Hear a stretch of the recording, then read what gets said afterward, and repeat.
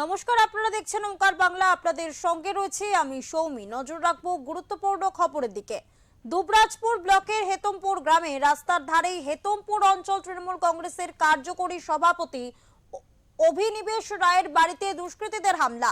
মধ্যরাত্রে তার বাড়িতে 2 রাউন্ড গুলি চালানো হয় বলে অভিযোগ। তাদের অভিযোগ, দুজন দুষ্কৃতী মোটর বাইকে করে এসেছিলেন। প্রথমে বাড়ির দরজায় লাথি মেরে ভাঙার চেষ্টা করা হয়, তারপর দোতলার বাড়ির কাছে গুলি চালানো হয় বলে অভিযোগ রয়েছে।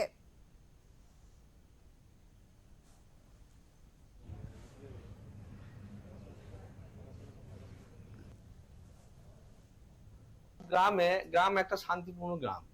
রাজনৈতিক দ্বন্দ্ব থাকতে পারে, এখানে অনেক দলই আছে, ঠিক আছে, কিন্তু এরকম কারোর বাড়িতে বন্দুক পিস্তল বা রাত্রিবেলা একা পেয়ে বাড়িতে এরকম ঘটনা আমার চোখে পড়ে নাই। আমার থেকে সিনিয়র আরো যারা আছে তারাও বলবেন এটা খুব লজ্জাজনক ঘটনা। যারা বা কেউ বা যারা করেছেন, কি উদ্দেশ্য করেছে জানি না, সেটা আমরা পুলিশকে অভিযোগ করেছি, ঠিক আছে। পুলিশ কাল রাত্রেবেলায় এসেছেন, আবার অভিযোগ দায়ের করবো, আমরা তদন্ত করে দেখুক। কিন্তু এরকম ঘটনা আমার মানে খুব অবাক, হতভম্বিত, কারণ আগামী দিনে এর থেকে আরো বড় ঘটনা ঘটতে পারে।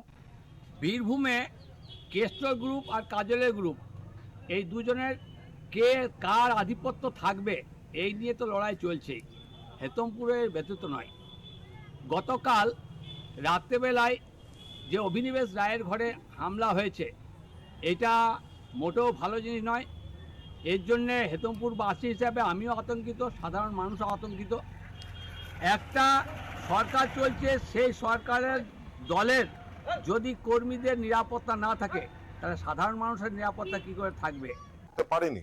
তবে উদ্দেশ্য এটাই যে আমাকে ভয় দেখানো এবং আমার পরিবারকে ভয় দেখানো, যে আমার পরিবার আমার ভয় পেয়ে যাক এবং আমি যে রাজনৈতিক যে আমার জীবন আছে সেখান থেকে আমাকে পরিবার পিছু হটিয়ে দেয়, এটাই আমার মনে হচ্ছে মুখ্য উদ্দেশ্য। কারণ আমাকে যে কোনো আঘাত করার উদ্দেশ্য যদি থাকতো তাহলে হয়তো আরো অনেক বড় কিছু করতে পারতো বা আরো অনেক জায়গা ছিল করার। বাড়িতে এসে দরজায় লাথিয়ে কেউ, আমার তো মনে হয় না যে আমাকে আঘাত করার উদ্দেশ্যে এসেছিল। মেন ছিল আমাকে ভয় খাওয়ানো। এই যে বলছেন যে বাড়ির কাজ ভেঙেছে, মানে কিসের কাজ ভেঙেছে, কি মনে হচ্ছে? কাজ ভেঙেছে, গুলি পাওয়া গিয়েছে, পুলিশ নিয়ে গেছে, দুটো পাওয়া গেছে।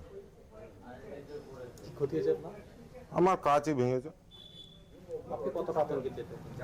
আমি খুবই আতঙ্কিত, কারণ আমার পরিবার, আমার মা বাবা বৃদ্ধ, আমার ছোট 6 মাসের একটা বাচ্চা আছে, আমার বউ আছে।